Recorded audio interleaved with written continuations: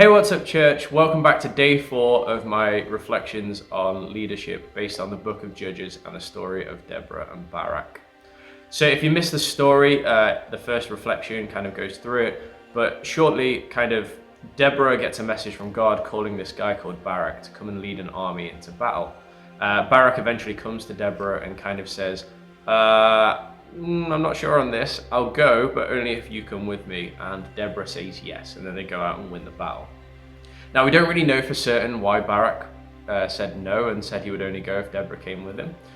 Maybe he was afraid, maybe he wasn't very confident in his ability, not very sure of what he was doing, maybe he kind of didn't really trust himself to be able to carry out the job that God had called him to.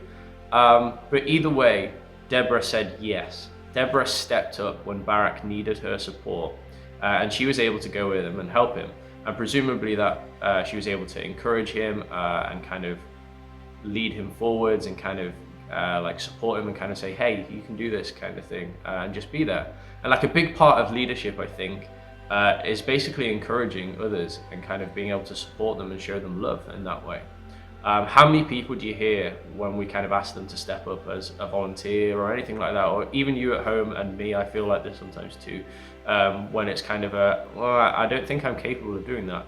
I don't know how to do that. I'm not good enough. I don't have the skills I need to do that. Are you really calling me to this, God? Because I don't know how to do that.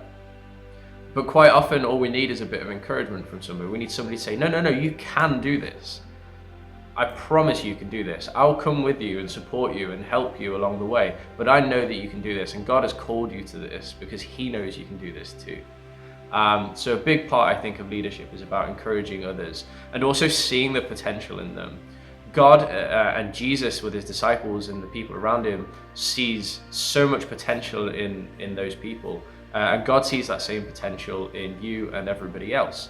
And so part of being a leader, I think, involves spotting that potential also and kind of just supporting and encouraging people as they kind of come out of their shell or grow in confidence and ability to go and be those people that God calls them to be. So let's try and lead each other by encouraging. Let's try and build each other up, give each other confidence, kind of speak truth and kind of good words and things like that into people's lives and kind of say, hey, you can do this. You're amazing.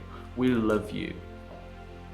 I will stand beside you throughout this, and you can do it because God has called you to do it and he knows you can do it too.